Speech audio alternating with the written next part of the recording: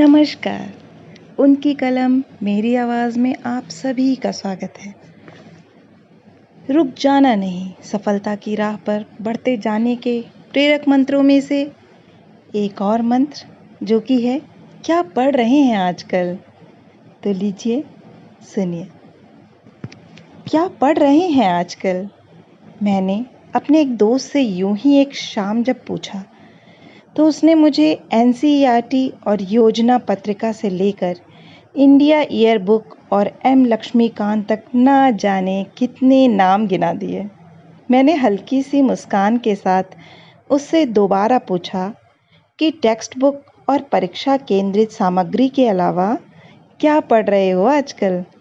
मेरा ये सवाल सुनकर वह चौंका और मुझे ध्यान से देखने लगा, जैसे मैंने कोई अवांछित या अनपेक्षित सी बात पूछ ली हो। होना क्या था? फिर वह शाम काफ़ी विचारोत्तेजक और दिलचस्प गुजरी। उस शाम की बातचीत की कुछ ज़रूरी और काम की बातें आपसे साझा कर रहा हूँ। हम में से ज़्यादातर लोग परीक्षाओं की तैयारी के दौरान बेहद सीमित और संकीर्ण सा रवैया अपनाने के हिमायती होते हैं। हम में से अधिकतर लोग सोचते हैं कि कुछ निर्धारित टेक्स्ट बुक और चुनिंदा पत्र पत्रिकाएं पढ़ना एकदम पर्याप्त है, और इसके अलावा अगर हम कुछ भी रोचक, मनोरंजक, फिक्शन या नॉन फिक्शन या कोई और मैगज़ीन और अपनी रुचि से जुड़ा साहित्य पढ़ रहे हैं तो यह परीक्षा की गंभीर तैयारी के साथ अन्याय जैसा है। हालांकि इसमें कोई संदेह नहीं कि तैयारी सिविल सेवा परीक्षा की हो या अन्य किसी परीक्षा की, तैयारी फोकस्ड और केंद्रित होनी चाहिए ताकि बेहतर आउटपुट आ सके। पर मैं साथ ही यह भी जोड़ना चाहूँगा कि नए पैटर्न और ट्रेंड को देखते हुए रीडिंग हैबिट एक अनिवार्य ज़रूरत बनकर उभरी है। आइए समझते हैं क्यों और कैसे। आपने सिविल सेवा परीक्षा के हाल ही के प्रश्नों में महसूस किया होगा कि पूछे जाने वाले सवालों का दायरा पहले से ज़्यादा व्यापक ही हुआ है, और यह अंदाज़ा लगाना सचमुच मुश्किल है कि सवालों के स्रोत कितने विविध और बिखरे हुए हो सकते हैं। इसका मतलब यह हुआ कि हमारी तैयारी का दायरा भी ठीक ठाक व्यापक होना चाहिए, जिसमें हम अपनी आँख कान खुले रखकर नई चीज़ों को लगातार सीखते रहें। इस तरह अपने लेखन कौशल को निखारने के लिए प्रमुख तौर पर दो चीज़ों की दरकार होती है। एक तो अच्छी स्तरीय सामग्री और दूसरा भाषा पर अधिकार, जिसमें हमारी शब्दावली और शैली महत्वपूर्ण भूमिका निभाते हैं। रीडिंग हैबिट यानी पढ़ने की आदत या पढ़ने का शौक, इन दोनों ज़रूरतों को पूरा करके लेखन कौशल को निखारने में ज़बरदस्त मदद करता है। टेक्स्ट बुक के अलावा कुछ और पढ़ते पढ़ते न केवल नई जानकारियों और ज्ञान से रूबरू होने का मौका मिलता है, बल्कि भाषा पर पकड़ भी मजबूत होती है। साथ ही एक बेहतरीन आदत का विकास होता है और आनंद की अनुभूति भी होती है। पढ़ना भी बाकी रुचियों की तरह एक शानदार और दिलचस्प हॉबी है, लेकिन सवाल है कि इस तरह की शौकिया रीडिंग कब करें और पढ़ें तो क्या पढ़ें? पहली बात का जवाब तो यह है कि जब टेक्स्ट बुक पढ़ते पढ़ते ऊब जाएं, या फुर्सत में हो या ट्रैवल कर रहे हों, तो यूं ही कोई भी किताब या मैगज़ीन जो आपको पसंद हो या आपको आकर्षित करे, उसे पढ़ने का वक्त निकालें। लेकिन हिंदी में क्या पढ़ें? या सवाल काफ़ी प्रासंगिक और ज्वलंत सा हो जाता है। मैं इस सवाल का जवाब खोजने में आपकी मदद करने की कोशिश करता हूँ। ऐसी किताबों को आप सुविधा और रुचि के अनुसार 3-4 कैटेगरी में बांट सकते हैं।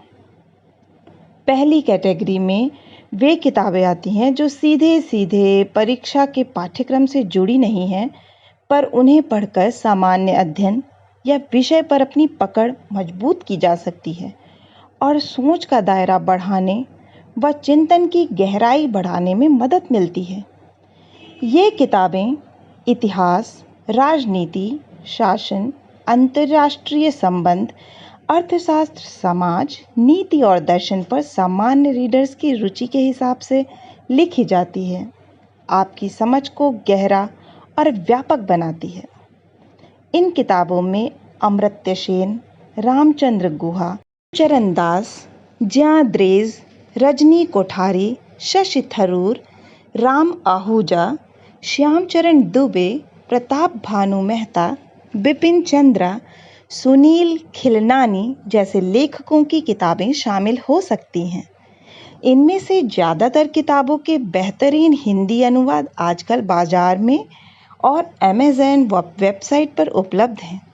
इस तरह की ज्ञानवर्धक और प्रामाणिक किताबों के लिए भारत सरकार के नेशनल बुक ट्रस्ट और प्रकाशन विभाग की किताबें भी बेहतर विकल्प हैं। दूसरी तरह की किताबें हैं एवरग्रीन रोचक साहित्यिक किताबें, जैसे प्रेमचंद, जैनेन्द्र कुमार, चंद्रधर शर्मा गुलेरी, मोहन राकेश, धर्मवीर भारती, फणीश्वर नाथ रेणु, श्रीलाल शुक्ल, अमरकांत, हरिशंकर परसाई, शरद जोशी, काशीनाथ सिंह, उदय प्रकाश, चित्रा मुदगल, मैत्रेय पुष्पा आदि के उपन्यास, कहानियाँ, नाटक और व्यंग। यह क्लासिक साहित्य आपको विविध तरह के समाजों के सामाजिक, आर्थिक, राजनीतिक और मनोवैज्ञानिक जीवन और समस्याओं को समझने में मदद करके संवेदनशील बनाता है और भाषाई कौशलों का विकास होता है। सो अलग। अगर आप कविताओं में दिलचस्पी रखते हैं तो निराला, प्रसाद, महादेवी, पंत, दिनकर, मुक्तिबोध, अज्ञेय, नागार्जुन, राजेश जोशी की कविताओं से लेकर दुष्यंत कुमार, निदा फाजली, जावेद अख्तर और गुलजार की गज़लें, नज़में आपका इंतज़ार कर रही हैं। हिंदी और उसकी सभी बोलियों, उपभाषाओं के बेहतरीन साहित्य को इंटरनेट पर पढ़ने के लिए आप कविता कोश और गद्य कोश नामक 2 बेहतरीन वेबसाइटों का सहारा ले सकते हैं। तीसरी तरह की किताबों में शौकिया किस्म की किताबें हैं।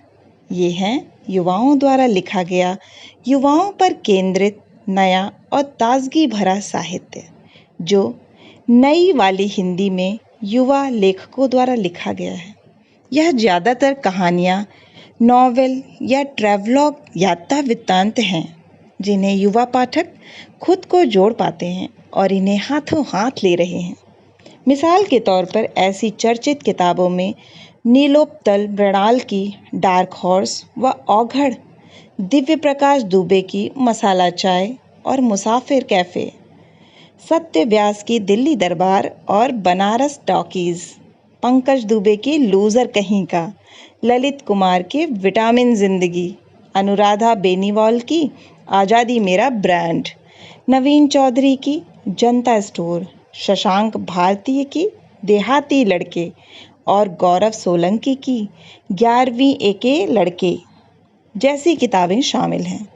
इस तरह के नए किस्म के साहित्य के भीतर इंग्लिश के लोकप्रिय लेखकों चेतन भगत, अमीश त्रिपाठी, अश्विन सांघी, आनंद नीलकंठन, क्रिस्टोफर शी डायलल की लोकप्रिय किताबों के हिंदी अनुवाद भी शामिल किए जा सकते हैं।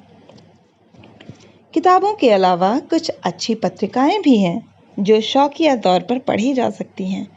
न्यूज़ मैगज़ीन में इंडिया टुडे और आउटलुक, सामान्य रुचि की पत्रिकाओं में हिंदुस्तान टाइम्स समूह की पत्रिका कादम्बिनी और दैनिक भास्कर समूह की आह जिंदगी और साहित्यिक पत्रिकाओं में नया ज्ञानोदय, आजकल, पाखी आदि भी कुछ ऐसी ही पत्रिकाएं हैं।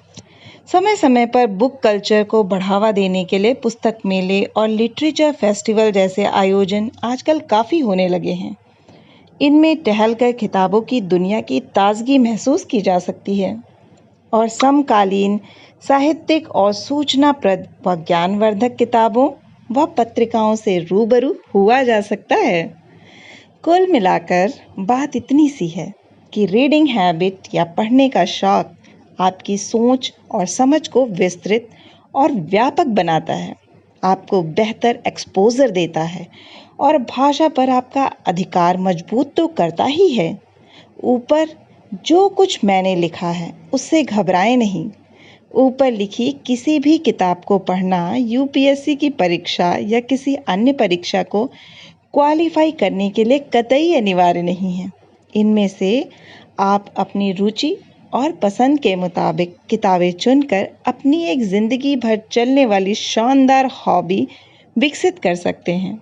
और कदाचित यह भी संभव है कि आपकी परीक्षा के किसी चरण में इस पढ़ाई के शौक का कोई प्रत्यक्ष अप्रत्यक्ष लाभ मिल जाए। तो अब खुद से और अपने दोस्तों से गपशप करते हुए पूछ ही लीजिएगा, क्या पढ़ रहे हैं आजकल? आशा है कि आपको ये प्रेरक मंत्र बहुत ही पसंद आया होगा। अगर पसंद आया है तो इसे लाइक करें, कमेंट करना ना भूलें, अपनों के साथ शेयर करें और हाँ, अगर आप इस चैनल पे नए हैं तो इस चैनल को सब्सक्राइब करना ना भूलें। आप सभी का सुनने के लिए बहुत बहुत धन्यवाद।